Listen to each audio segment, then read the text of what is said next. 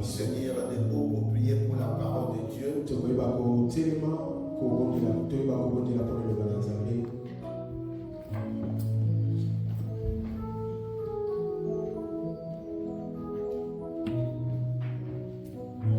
La parole de Dieu nous dit, les cieux et la terre passeront. Amen. Seule la parole de Dieu va subsister. Voilà pourquoi, bien aimé, s'il y a un endroit où on peut se cacher, ça ne serait pas sur la terre, ça ne serait même pas dans le ciel, mais dans la parole de Dieu. Quand on est caché là-bas, nous n'allons pas ébranler, nous n'allons pas nous ébranler, nous n'allons pas chanceler.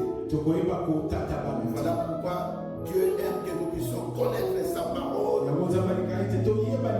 Comme Paul disait, ce que je fais, c'est que j'oublie ce qui est derrière moi et je regarde à ce qui est devant moi.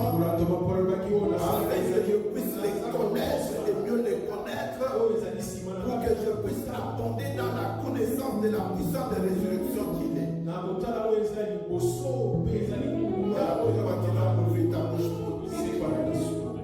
Célébrer cette parole que nous voulons entendre, qui va faire que nous puissions connaître le Seigneur et que nous puissions aussi exercer ce qu'il est en nous. Prions au nom de Jésus. Père, nous sommes dans la joie parce que nous voulons t'écouter. Nous voulons t'entendre en ce moment. Nous ne venons pas ici, Seigneur, pour un homme. Nous ne venons pas ici, Seigneur, pour que nous puissions, pour papa de gloire, socialiser. Mais nous venons pour te rencontrer. Toi qui as la parole qui nous donne vie, toi qui as la parole qui nous aide, toi qui as la parole au Père éternel qui nous garde, toi qui as la parole au Seigneur qui nous corrige, toi qui as la parole qui nous avise, toi qui as la parole au Père éternel qui nous donne la force. T'entendre, Père, que tu exerces nos oreilles à t'écouter et nos cœurs à recevoir, pour que nos pères soit une sémence qui va encore se multiplier pour ta vie. Bénis-nous, Seigneur, parce que tu as disposé nos cœurs et que tu nous donnes, Seigneur, la force de pouvoir t'entendre. Que tu bénisses, Seigneur, ton serviteur et que tu continues, Seieur, à l'inspirer. Et que toi seul paie ta gloire. Merci pour ton esprit qui va diriger toutes les choses. Et nous nous lèvons contre toutes les formes de distraction au Père éternel, dans nos pensées, dans nos esprits, et que nous soyons au Père éternel disposés à recevoir la grâce que tu veux apporter. C'est gloire à toi seul pour toujours. Et nous disons tous Amen. Amen. Acclamons pour la parole de Dieu. Acclamons pour l'honneur que Dieu nous donne. Et que nous puissions écouter sa parole. Pouvons nous asseoir.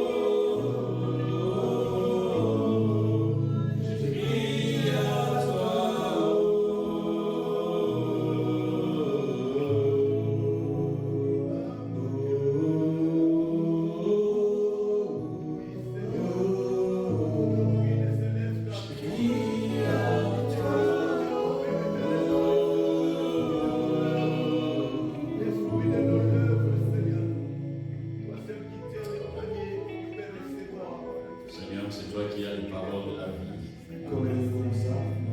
Seigneur, nous sommes là pour ta parole. Nous ne sommes pas en ces lieux pour écouter un homme comme ton serviteur. Mais nous sommes là, Seigneur, pour t'écouter toi, Seigneur. Parle-moi, Seigneur. Parle à mon frère et à ma soeur. Que nous puissions sortir de ces lieux avec quelque chose de nouveau. Que le calme règne en ces lieux. Que l'ordre divin règne en ces lieux dans les noms puissants de Jésus. Merci Seigneur, car tu vas nous faire encore du bien cet après-midi.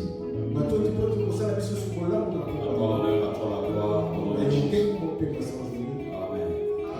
Amen. Est-ce qu'on peut acclamer très fort pour le roi de gloire? On peut acclamer très fort pour le Dieu puissant? Est-ce qu'on peut acclamer pour le celui qui garde, celui qui prend soin de toi? Quand tu dors, c'est pas celui qui est réveillé, mais lui, il est près de toi. Les anges s'élèvent en tout temple autour de toi pour que tu puisses dormir comme un bébé, que tu puisses avoir un bon sommeil. Il est au-dessus de toutes les choses, il est au contrôle des gens. Que ton cœur et tes commandes soient dans la paix, car Jésus est au contrôle de toutes choses. Amen. Amen. Bien, nous allons continuer notre enseignement que nous avons commencé le dimanche passé.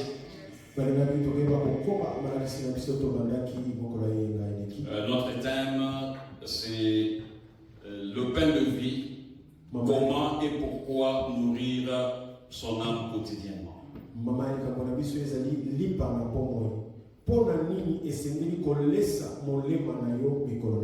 Juste un petit rappel rapidement pour ceux qui n'ont pas été là le dimanche passé.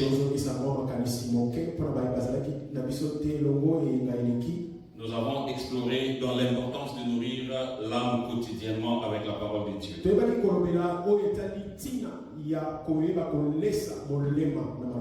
Et en comparant la nécessité de nourrir son corps, de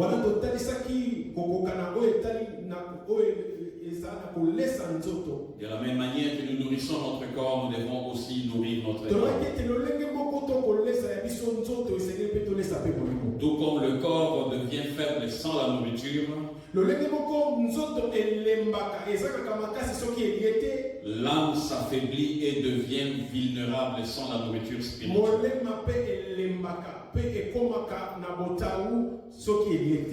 Quand elle s'affaiblit, et elle est influencée facilement par le mal. Et nous avons souligné aussi que la parole de Dieu est la nourriture essentielle pour fortifier notre âme.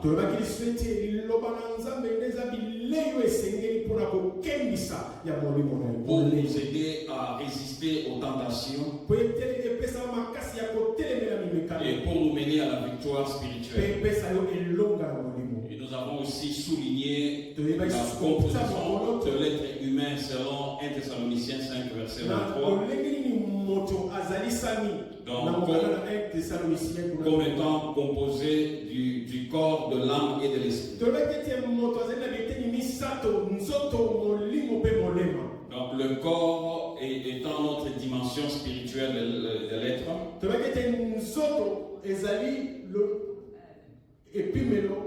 Notre dimension spirituelle. Et l'esprit qui est en lien direct avec Dieu, qui nous aide à communiquer avec notre Dieu. Et nous avons parlé de l'âme qui est le centre de nos pensées, de nos émotions et de notre volonté.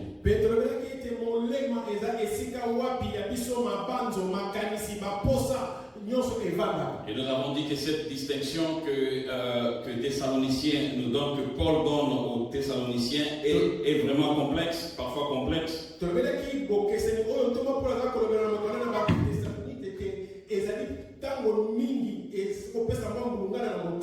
Et nous avons rappelé cet aspect que chaque composante de l'être a des rôles spécifiques à accomplir et que ça doit être préservé dans la sainteté.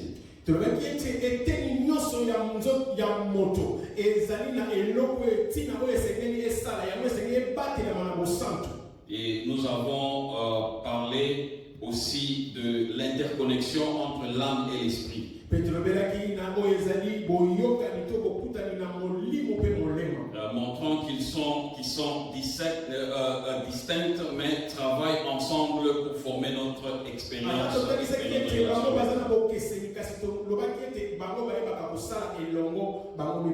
Et à l'aide de beaucoup d'exemples que nous avons donnés, nous avons essayé de faire comprendre le concept de l'âme.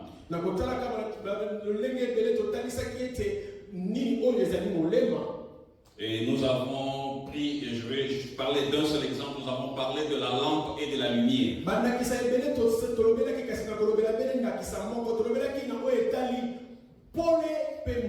La lampe a été faite pour donner la lumière. Donc une lampe sans lumière, ça n'a pas d'importance, ça n'a pas raison d'exister. Donc la lampe elle-même, c'est ça le corps. Et l'énergie ou le courant qui permet que la lumière puisse sortir. Donc l'énergie et le courant, c'est ça le Saint-Esprit. Et la lumière là qui s'allume, c'est ça l'âme. Amen. Donc selon notre exemple, la lampe et l'énergie, les deux donnent la lumière. Donc ensemble aussi, donc le corps et le Saint-Esprit ensemble ils forment l'âme. Je sais qu'on n'a pas encore lu, nous allons lire bientôt. Mais selon 1 Thessaloniciens donne les trois éléments d'une manière distincte.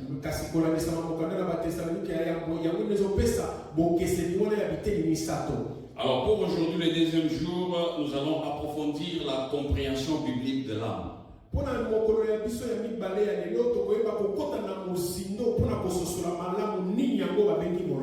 allons revenir sur 1 Thessaloniciens 5, verset 23, et aussi nous allons voir Genèse 2, verset 27 qui définit aussi l'âme.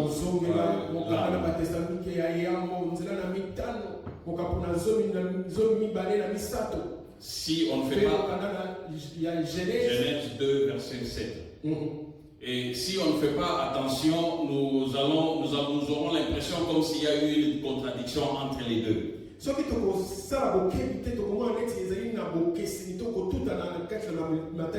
Et nous allons explorer cela et nous allons et enfin, nous allons explorer l'âme comme étant le siège des pensées, des émotions, des désirs et de la volonté.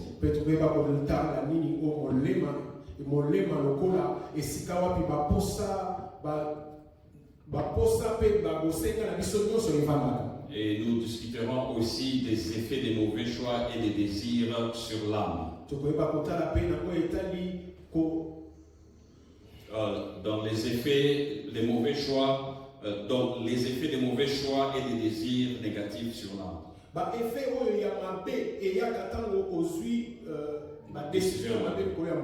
Amen. Donc voilà un peu ce que nous avons prévu pour aujourd'hui. Donc j'espère que le temps nous permettra que nous puissions vraiment avancer. Amen.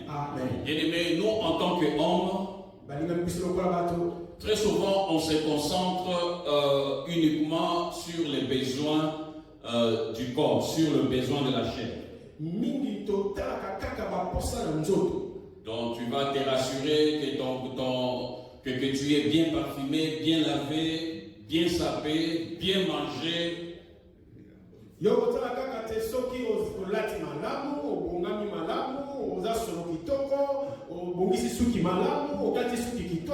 Et tu as une bonne voiture. Et parfois même quand tu es à la maison, tu entends quelqu'un toque à la porte là-bas. Si les cheveux sont en désordre, tu ne veux pas que la personne puisse te voir avec les cheveux en désordre. Et tu vas courir vite, aller arranger vite pour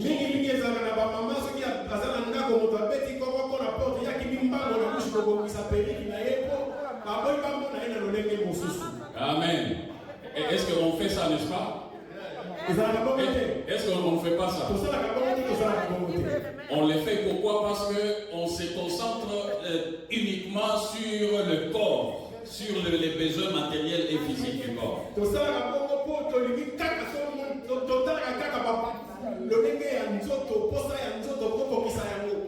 maman va se saluer. Oh, le dit à ma maman.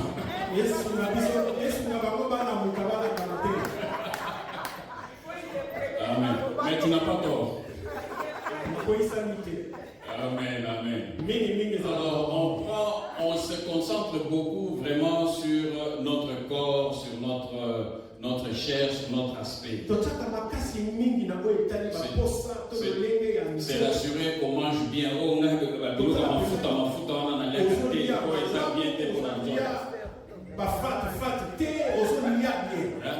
Amen. Amen. Amen. Il faut garder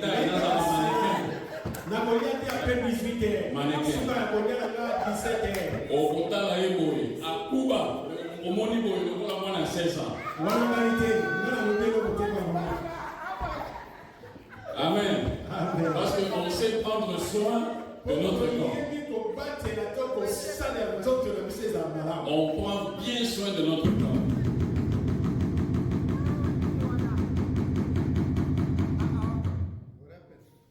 Oh, on a eu sucre dans le simbaté. Et dès que la polyboye, Jésus pousse un sucre dans le simbaté. Amen. Parce qu'on prend bien soin de notre corps. Cela n'est pas une mauvaise chose. C'est une très bonne chose et je vous encourage de continuer. Mais quand vous continuez, pensez aussi à votre âme.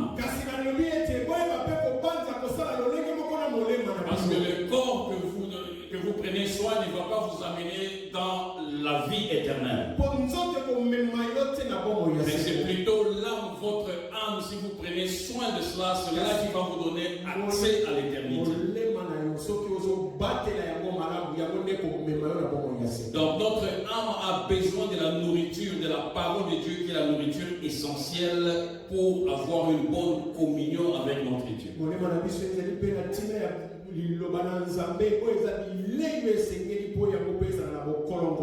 Amen.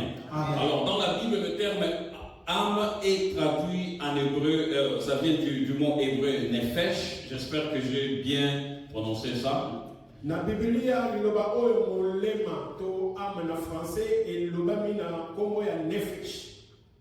Et en grec c'est souké. Na monokaba evelo pe na ba na grec souké. Eza souké. Souké. Je pense que c'est bien parce qu'il n'y a pas de Grecs et des Hébreux, donc ils ne peuvent pas nous corriger. Amen. Alors ces termes bien aimés ont des significations variées et selon le contexte. Maloba oyo mibale souké na nefesh ezali na bandimola ebele kolandisama na lolenge ba kolobelela yango. Donc c'est-à-dire l'âme a différentes significations selon les contextes dont on utilise.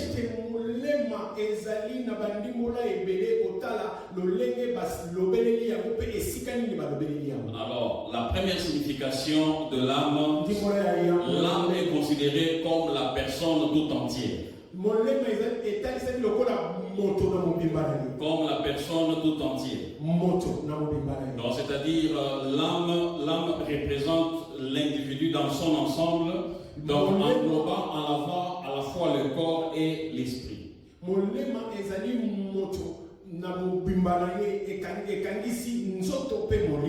C'est ce que la définition que Genèse 2 verset 27 nous donne. Donc dans Genèse 2 verset 17, il est dit que l'homme devint une âme vivante.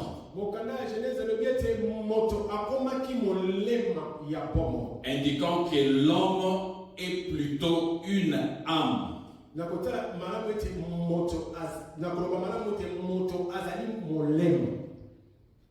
Il ne possède pas une âme, mais il est une âme. Je sais pas comment je dis ça.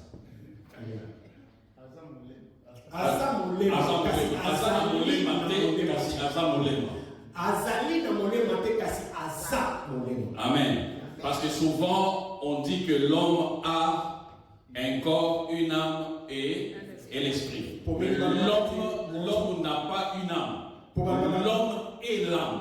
Pobalbaka mingi ete moto aza na nzoto molimo pe molema kasi moto aza na molema te kasi azali molema. Amen. Alors allons dans 2 Genèse 2 verset 7. Tukikotanga mokanda na Genèse. Genèse 2 verset Genèse 2 verset 7. Alors l'Éternel forma l'homme de la poussière de la terre. Il souffla dans ses narines un souffle de vie et l'homme devint une âme vivante. Amen. Et dans d'autres traductions, on parle et l'homme devint un être vivant. Moto akomi moto bon Dans d'autres versions, on parle que l'homme devint une âme vivante et d'autres versions parlent d'un être vivant.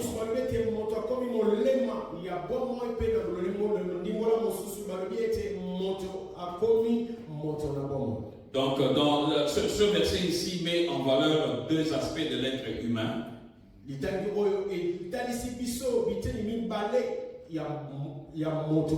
Donc, d'abord, il y a la formation physique.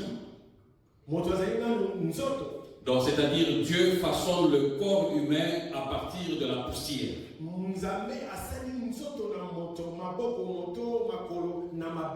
Ça, c'est le premier aspect. Puis le deuxième aspect, le souffle de vie. Dieu souffle dans les narines de l'homme le souffle de vie en lui donnant donc la vie, la vitalité, l'animation.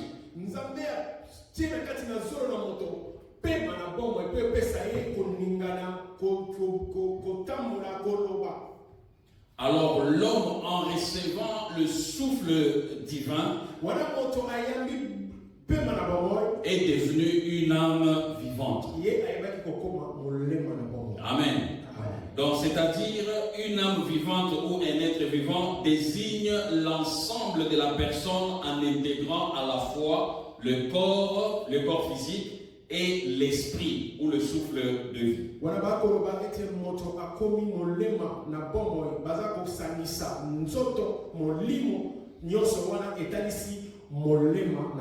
Amen. Donc le corps physique et l'esprit ou le souffle de vie que Dieu a donné, c'est ce qui fait que l'homme devient une âme vivante.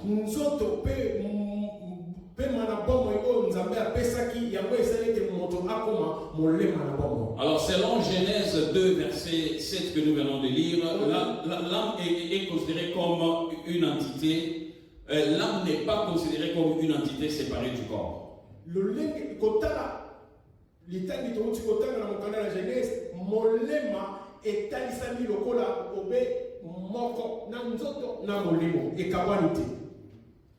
Mais ça représente l'unité de l'être humain qui résulte de la combinaison du corps et de l'esprit ou de souffle.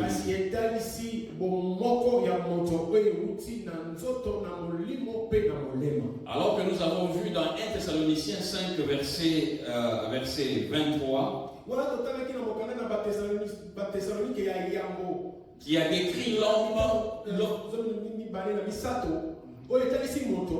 décrit l'homme comme étant une composition de 3 éléments. Le corps, l'âme et l'esprit. Est-ce qu'il y a-t-il une contradiction entre Genèse 2 et 1 Thessaloniciens 2, 5, verset 23? Parce que 1 Thessaloniciens sépare les 3. Et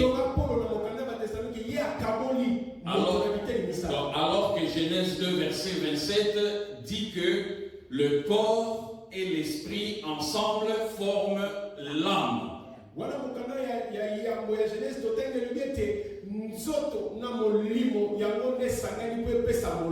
Amen. Amen.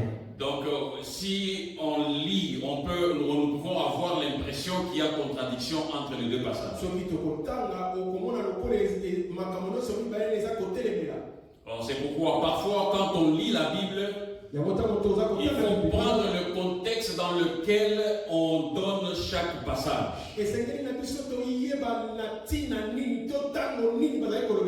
Donc, si tu prends la composition selon 1 Thessaloniciens, si tu l'enlèves de son contexte, tu verras que ça contredit Genèse 2, verset 7. Soki ozwi oyo toma polo alobi na mokanda na batesalonike olongoli yango na esika otoma polo mpe ntina toma polo alobelaki yango okomona ete yango eza kotelemela maloba oyo totangi na Genèse. Mais en réalité, il n'y a pas de contradiction. Ces deux passages offrent deux perspectives différentes pour expliquer la nature humaine. Amen. Amen. Donc Genèse décrit l'homme comme étant une âme vivante à partir de l'unité du corps et de l'esprit. Et du souffle du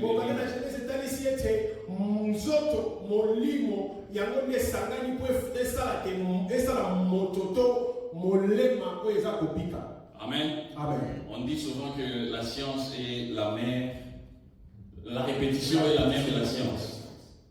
Si vous remarquez beaucoup, je répète souvent, plusieurs fois, et je le fais expressement, parce que je sais que beaucoup n'écrivent pas. Et quand on répète plusieurs fois, ça peut entrer facilement. Amen.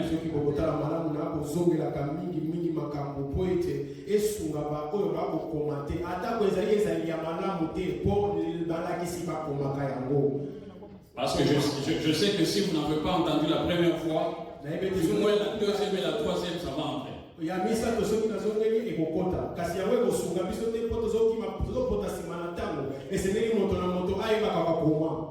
Amen. Exactement. Exactement. Je souhaiterais vraiment que ce que nous lisons, ce que nous étudions ensemble, que nous puissions avoir le temps de revoir à la maison. Et s'il y a des œuvres qu'on ne comprend pas, on peut discuter là-dessus pour que notre âme soit nourrie correctement. Nakosepela malamu toyebaka kokomaka po esunga biso soki ozongi na ndako na ntango na yo ya kopema okoki kozwa kobandi susu komanyola makambo oyo bateyaki okoki kopesa mpe ndingisa ya kotuna mituna soki ososoli malamu te nini oyo bazalaki koloba. Alors, dans 1 Thessaloniciens 5, verset 23, Paul décompose l'être humain en trois dimensions différentes. Dans l'être physique, qui est le corps, émotionnel et intellectuel, qui est l'âme, et l'aspect spirituel, qui est l'esprit. Alors, dans le contexte que Paul a utilisé en décomposant cela, donc il voulait mettre l'accent sur le fait que le corps, l'âme et l'esprit doivent être préservés dans la sainteté.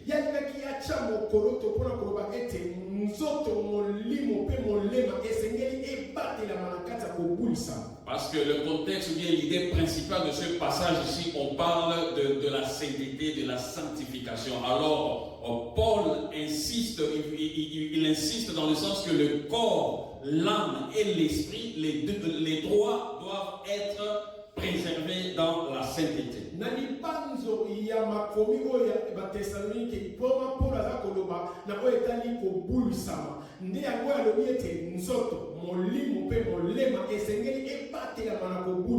Mais l'âme, la définition de l'âme, c'est ce que Genèse 2, verset 27 nous donne, c'est-à-dire la composition, la combinaison du corps et de l'esprit.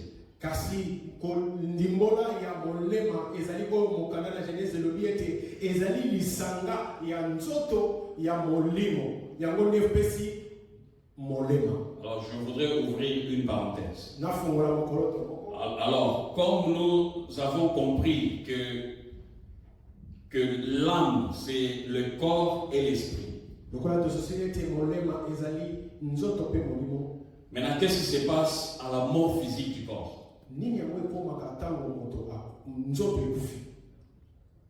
À la mort physique du corps, qu'est-ce qui se passe?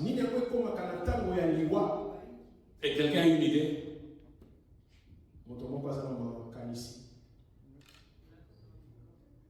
Alors selon Genèse 2, verset 7, l'homme est formé de la poussière de la terre. Kotala mokanda na Genèse 2 liote kotanga moto basaliye na putulu ya mabele. Et animé par le souffle de vie insufflé par Dieu. Et l'homme est devenu une âme vivante. Amen. Amen. Donc cela nous montre que l'âme c'est le corps et l'esprit. Amen. Bon, maintenant quand le corps meurt, qu'est-ce qui se passe? Alors la Bible nous enseigne que quand l'homme meurt, cette unité-là se dissout. Amen. Donc cette unité-là se dissout. Donc il y a d'abord le retour du corps à la poussière. Donc c'est pourquoi Dieu parle à Adam, il dit tu es poussière et tu retourneras à la poussière. Cela se trouve dans Genèse 3 verset 17. Et la deuxième chose qui arrive à la mort physique du corps, c'est qu'il y a le retour de l'esprit à Dieu. Amen. C'est ce que Ecclésiaste nous dit. Ecclésiaste 12 verset 7. Ecclésiaste 12 verset 7. Amen.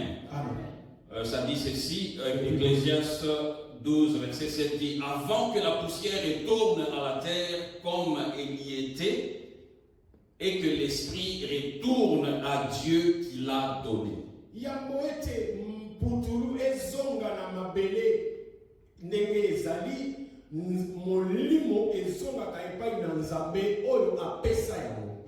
Donc l'esprit, le souffle de vie qui est donné par Dieu, qui anime les êtres vivants, retourne à Dieu à la mort. Amen. Amen. Et aussi, si nous parcourons aussi la vision des ossements desséchés d'Ézéchiel, donc ici Dieu promet de rendre la vie aux ossements desséchés. Il dit qu'il va insuffler son esprit pour que ces ossements desséchés puissent avoir la vie.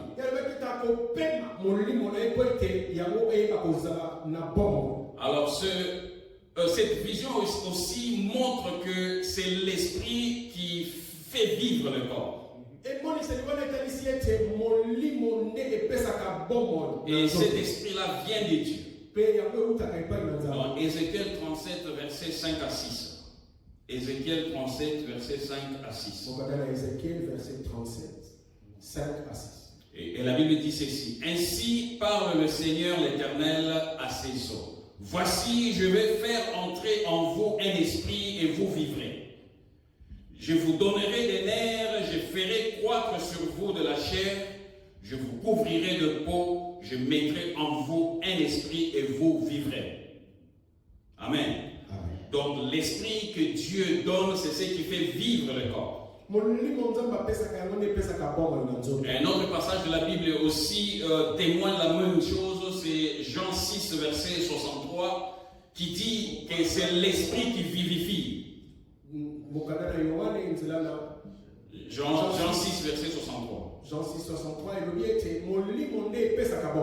la chair ne sert de rien. Les paroles que je vous dis sont esprit et vie.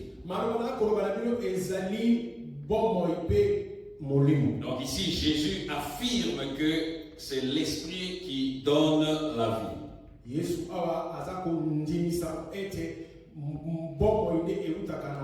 Donc c'est l'esprit qui vivifie. Donc selon Genèse 2 verset 7, donc c'est l'esprit qui donne la vie physique ou la vie biologique que nous avons. La vie physique vient de l'esprit que Dieu donne. Amen.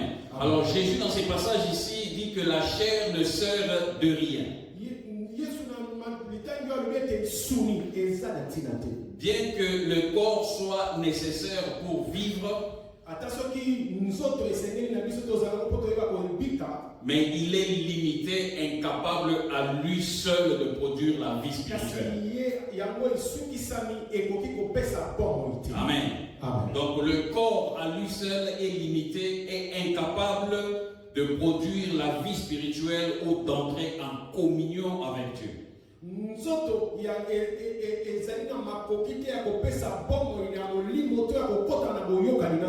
Alors Jésus souligne ici que la chair ne peut pas satisfaire les besoins spirituels et profonds de l'âme.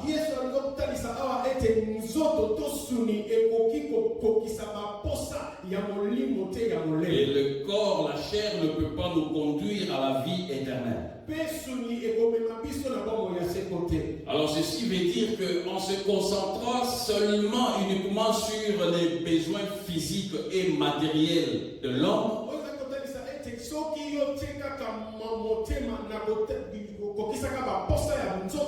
nous négligeons la vie spirituelle qui est importante, qui est nécessaire pour la communion avec notre Dieu.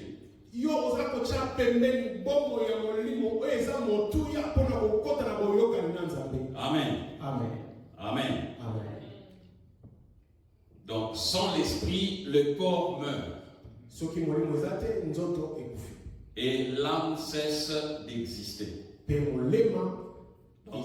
Ça cesse d'exister en tant qu'entité vivante. Donc quand le corps meurt, l'esprit sort du corps et rentre à Dieu, et l'âme cesse d'exister. Amen. Est-ce que ça entre? Amen. Donc sans l'esprit, le corps meurt et l'âme cesse d'exister.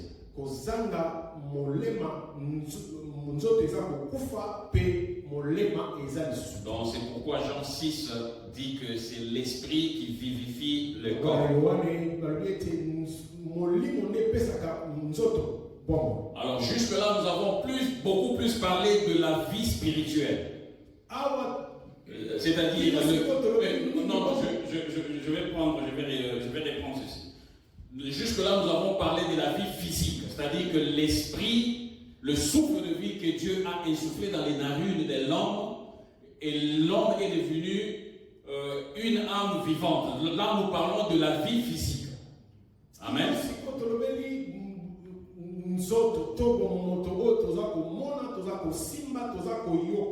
Et la question est nzambe apesa ki pema na ye na solo na moto akomaki kobika to akomaki moto na bomo. Alors il y a aussi la vie spirituelle dont aussi nous avons besoin. Alors qu'est-ce qui donne la vie spirituelle? Donc c'est le Saint-Esprit. C'est le Saint-Esprit maintenant qui donne la vie spirituelle. Quand on reçoit Jésus-Christ dans notre vie comme Seigneur et Sauveur, le Saint-Esprit vient habiter en nous. Donc nous avons notre nouvelle naissance spirituelle. C'est là que notre vie spirituelle commence. Amen. Je voulais juste éclaircir cet endroit-là. Il y a la vie physique et la vie spirituelle.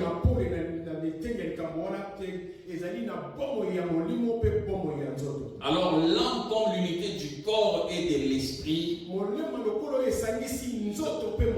Donc l'âme, nous pouvons dire que c'est juste l'expression de la vie. C'est l'expression de la vie, c'est la manifestation de la vie. Donc c'est le résultat du corps et de l'esprit qui fait l'âme. En d'autres termes, je peux dire que ça signifie que l'âme est le résultat de l'animation du corps par l'esprit.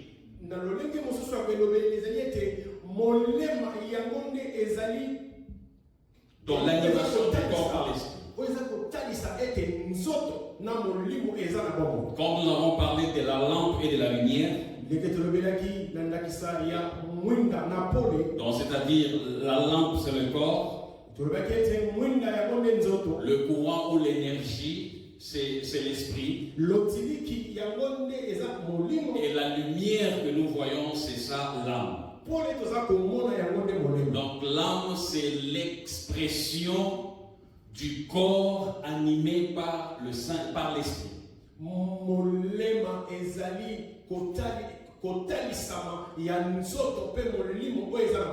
Donc notre âme inclut donc les pensées, les désirs, les émotions.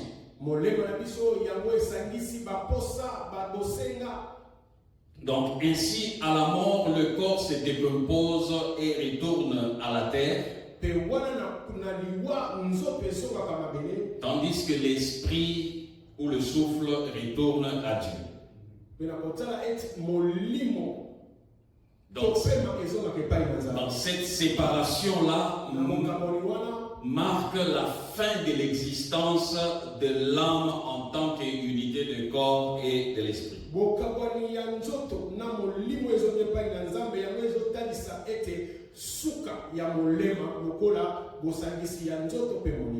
Donc sans l'âme et le corps, sans l'esprit et le corps, l'âme ne peut pas exister.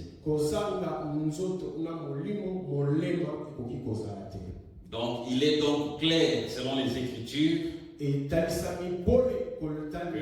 la mort entraîne la séparation entre le corps et l'esprit.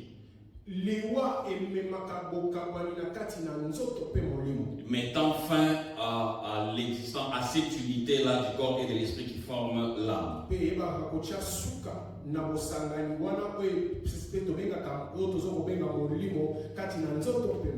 Alors, mais pourquoi souvent nous les hommes, quand quelqu'un meurt,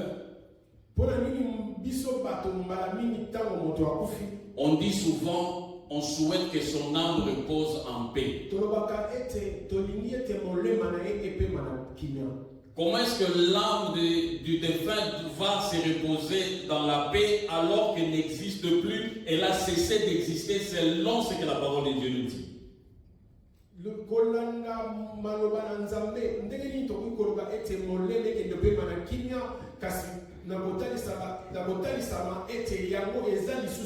Cette expression nous utilisons, nous tous, même moi aussi j'ai déjà utilisé jusqu'à ce que je préparais ce message, c'est là que j'ai compris. Donc mes yeux se sont ouverts.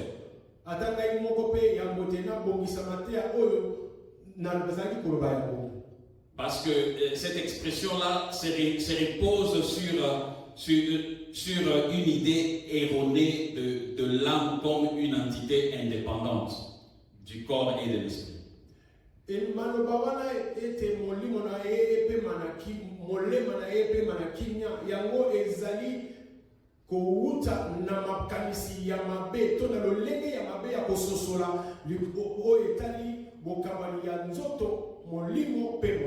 Dire que l'âme repose en esprit, donc ça peut suggérer que l'âme continue à exister consciemment après la mort.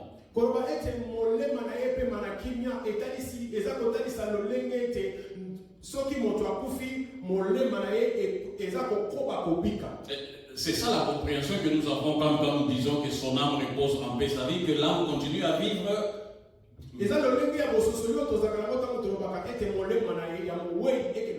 Mais alors que selon la parole de Dieu, l'âme cesse d'exister quand il y a séparation du corps et de l'esprit.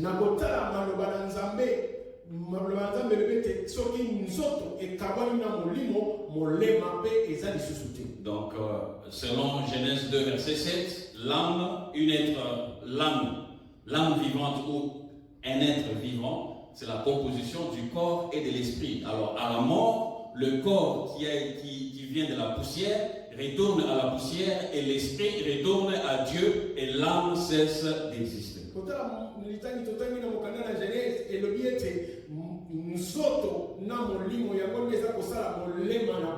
Alors quand on dit que son âme repose en paix, c'est bibliquement incorrect.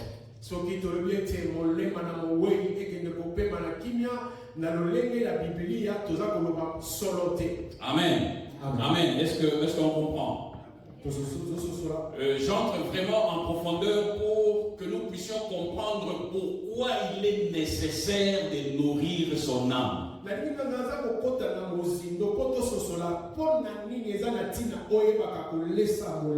Alors nous devons avoir une compréhension claire de ce que l'âme est pour que nous puissions savoir pourquoi nous devons nourrir cette âme-là quotidiennement.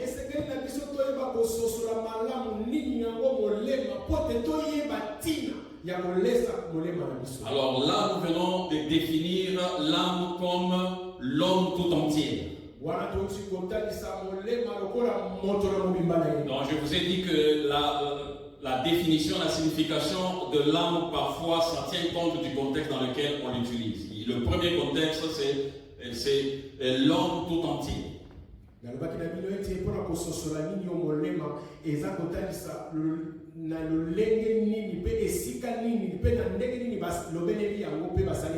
Alors,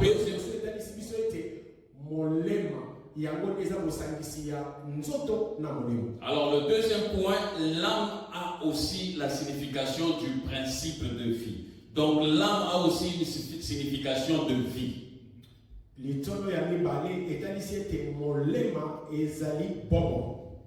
Donc l'âme, c'est la vie. Exactement, ça fait la même chose parce que Genèse dit que l'âme, c'est l'expression de la vie, donc c'est-à-dire le corps animé par le Saint-Esprit, c'est ce qui forme l'âme, c'est ce qui forme donc la vie. L'âme est égale à la vie.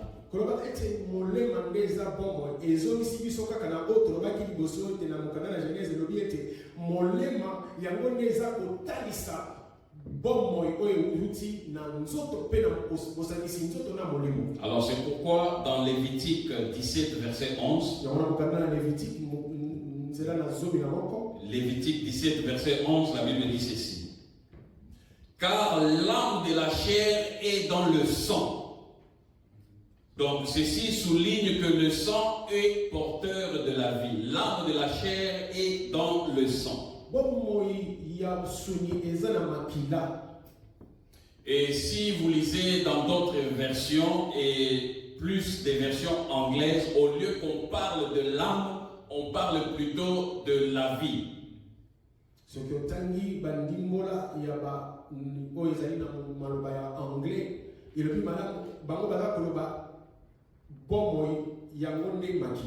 Donc la vie se trouve dans la vie de la chair se trouve dans le sang. Et ce qui montre que la vie, le sang est porteur de la vie. Dans Lévitique 17 verset 11. J'aimerais lire quand même le verset dans son entièreté. Lévitique 17 verset 11 dit ceci: la vie de la chair est dans le sang. Je vous l'ai donné sur l'autel afin qu'il serve d'expiation pour vos âmes. Car par la vie, donc par l'âme, que le sang fait l'expiation. Amen. Amen. Donc nous voyons ici, donc on définit l'âme comme étant la vie, donc le principe de vie. Amen. Amen. Et aussi le terme âme, donc il veut dire nefesh en hébreu, donc est traduit aussi par vie, qui est le lien avec l'idée que le sang est le siège de la vie physique.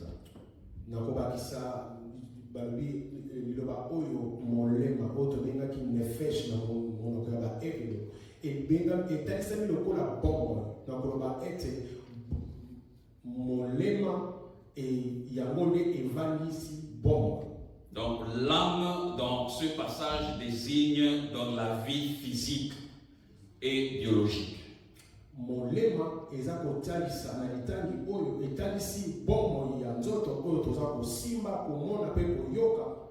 Parce que le sang est nécessaire à la vie. Donc ceux qui sont dans le domaine médical le connaissent très bien que le sang est nécessaire à la vie.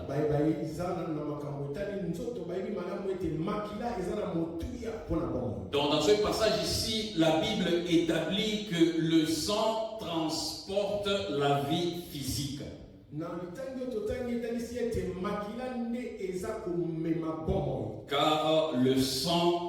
Car sans le sang, le corps ne peut pas vivre. Donc, dans ce sens, l'âme et la vie physique deviennent des synonymes.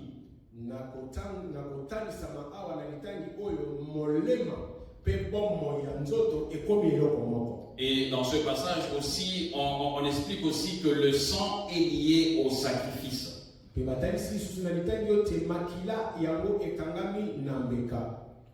Dieu, dans ce passage, stipule que le sang, donc représentant la vie, devait être offert pour la rémission des péchés.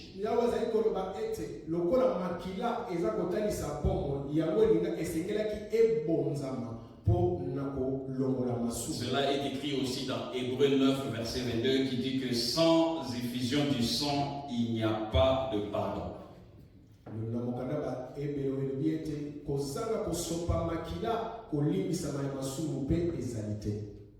Amen. Amen. Amen. Est-ce que c'est clair? Amen. Amen. Alors la déclaration de l'âme, de la chair et dans le sang signifie que le sang est porteur de la vie de l'être vivant.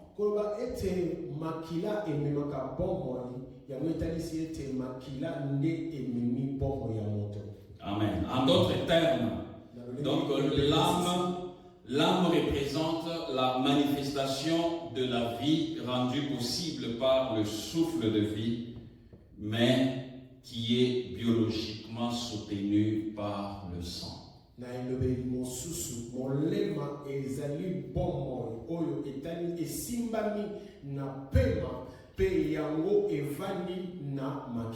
Amen. Parce que le sang soutient la vie. Donc, c'est-à-dire le sang circule dans le corps et maintient en vie les organes et les systèmes vitaux du corps.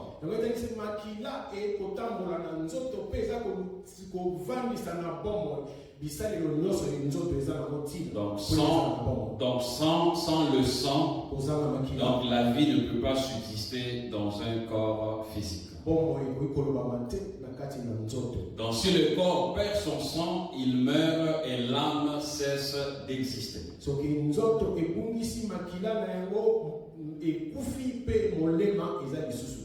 Amen. Amen. Alors, bien que Lévitique 17, verset 11 associe l'âme à la vie physique,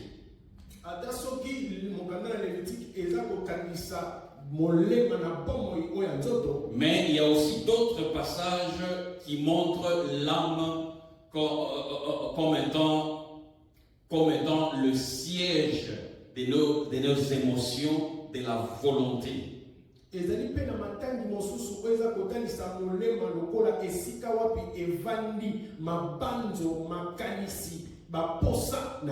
Et ceci va nous amener à la troisième définition de l'âme, la troisième signification de l'âme selon le contexte que l'on utilise.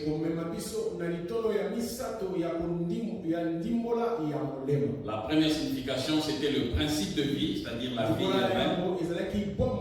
La deuxième signification, c'était le principe de vie, c'est-à-dire la vie elle-même.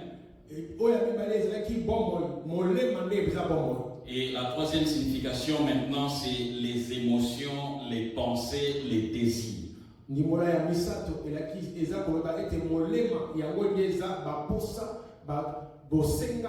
Alors nous allons voir beaucoup de passages, nous allons voir beaucoup de versets qui expliquent ceci. Qui donne la base à ce que nous disons que l'âme c'est le centre de la volonté, c'est le centre de nos pensées, c'est le centre de nos décisions. oyo eza kopesa biso efandelo ya oyo toza koloba ete molema eza esika wapi mabanzo makanisi baposa biso evandaka. Alors, premier sous-point, le point A,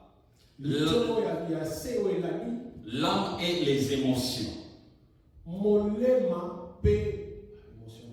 Dans les émotions comme la tristesse, la joie, l'angoisse, la peur.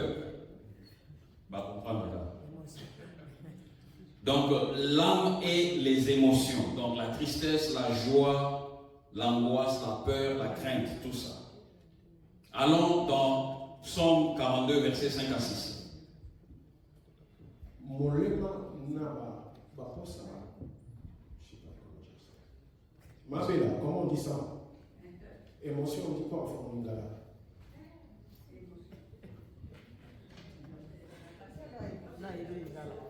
Va comprendre les gars. Va comprendre les gars.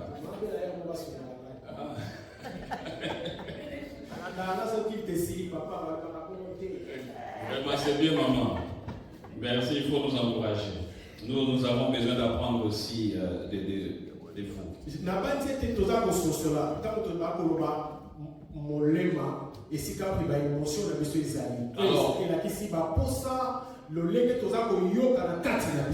Alors, allons dans Psaume 42, verset 5 à 6, qui nous montre que l'âme, c'est le centre de nos pensées, c'est le centre de nos émotions. Psaume 42, verset 5 à 6 dit ceci. Pourquoi t'as battu mon âme et gémis-tu au-dedans de moi?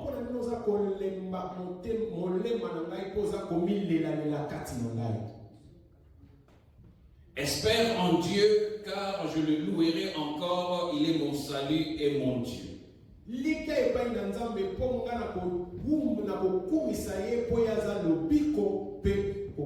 Donc ici, le psalmiste exprime la tristesse et son abattement intérieur.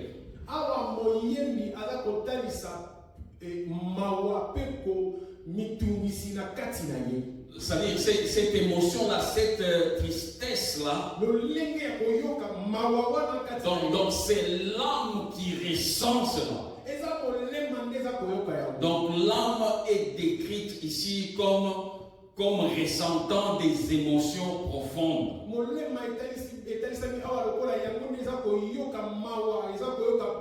Alors il dit, pourquoi t'as battu au-dedans de moi? Espère en l'Éternel, espère en Dieu. Amen. Amen. Mon âme, pourquoi t'as battu au-dedans de moi? Pourquoi tu es dans la souffrance? Pourquoi tu es dans la tristesse? Espère en Dieu, espère à l'Éternel. Amen. Nous avons le temps passe. Nous allons finir par ce passage ici, 1 Samuel 1, verset 10. 1 Samuel 1, verset 10, la Bible dit ceci. Elle avait l'amertume dans l'âme. Elle pria l'Éternel et versa de l'âme. Qui sait de qui on parle ici? Amen. On parle de âme. Donc, dans son âme, elle avait de l'amertume.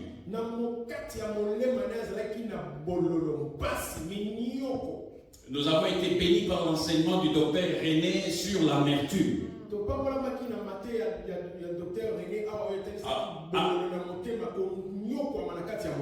Donc, alors maintenant que quand nous comprenons ce que l'âme est, donc cette amertume-là se passe dans l'âme.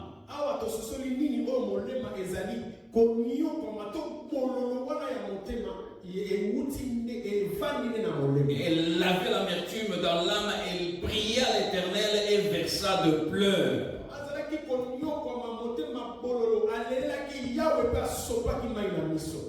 Donc ce passage ici montre qu'il y avait la souffrance dans son âme. Donc c'était l'âme qui sentait cette souffrance-là. Et cette amertume-là était là-dedans dans l'âme. Alors quand on a mal, quand quelqu'un te fait du mal, c'est ton âme qui souffre.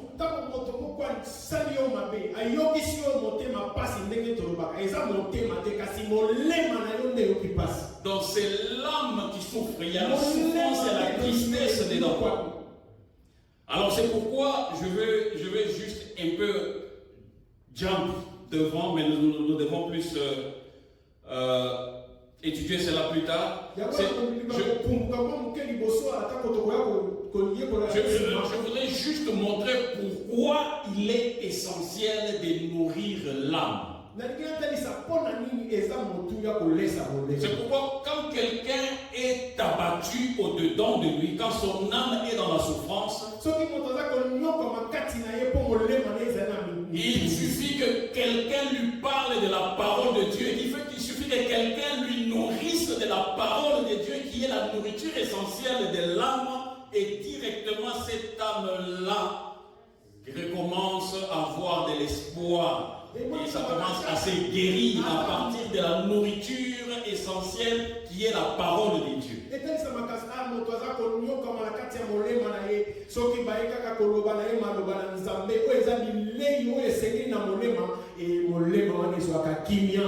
Amen. C'est pourquoi l'âme qui n'est pas nourrie par sa nourriture spirituelle va continuer à souffrir, à s'affaiblir de plus en plus. Mais une âme qui est nourrie par la parole de Dieu, quand vous êtes touché, quand quelqu'un te fait du mal, la parole de Dieu remplit ton âme et enlève cette souffrance-là, cette amertume de ton âme. Et ton âme est guérie, et tu es fort, et ton âme est forte, et tu continues à suivre Dieu. Et tu as de l'espérance, de l'espoir que Dieu est avec toi. Malgré la souffrance que tu peux avoir de l'extérieur des autres. Parce que ton âme est nourrie par la parole de Dieu. Amen. Est-ce que nous avons eu quelque chose d'aujourd'hui? Amen. Alors nous allons nous arrêter là pour aujourd'hui. Quand le Seigneur nous donnera l'occasion, nous allons continuer la troisième partie. Je vous exhorte, bien-aimés, à venir vraiment avec l'âme qui a besoin de recevoir la nourriture spirituelle. Quand ton âme est disposée, à être nourrie, ta vie spirituelle sera forte. Mais quand ton âme n'est pas nourrie, ton âme est vulnérable aux esprits mauvais. Amen. Parce que si tu ne nourris pas ton âme de sa nourriture spirituelle qui est la parole de Dieu, il y a les autres nourritures qui vont nourrir ton âme. Est-ce que vous vous rappelez, à Kinshasa, on avait une viande là qu'on appelait kapa. Vous vous rappelez? Dans cette viande là, il y avait beaucoup de graisse. Vous souvenez ma faute dans ma faute.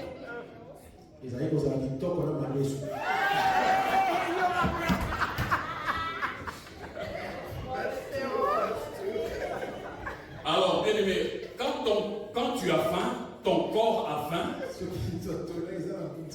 tu n'as pas la nourriture essentielle pour le corps. Peut-être que tu n'as pas assez d'argent. Tu pars acheter cette viande-là de kapa. Tu vas préparer ça. Tu vas manger pour soulager la faim. N'est-ce pas? Mais tu as soulagé la faim, n'est-ce pas? Ton problème c'était la faim. Tu as soulagé cela en mangeant les kapas, la graisse. Donc tu cherchais un résultat temporaire à ton problème de la faim. Mais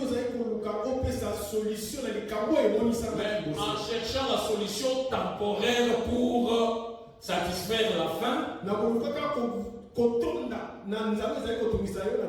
crées des problèmes à long terme. Parce que cette graisse-là va te donner des cholestérol, tu auras des problèmes de heart attack, beaucoup de choses.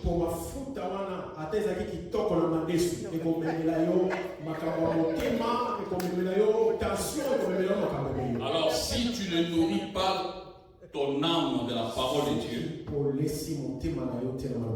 il y a beaucoup de fast-food de l'âme. Il y a beaucoup de nourriture non essentielle à l'âme. Nous allons voir ça la prochaine fois. Que le Seigneur nous bénisse.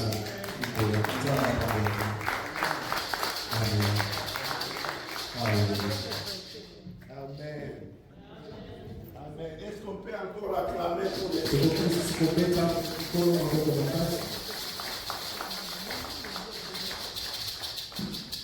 Vraiment que Dieu soit loué. Merci beaucoup, Papa G. Avec des choses pareilles, nous pouvons nous dire que nous sommes bien loués.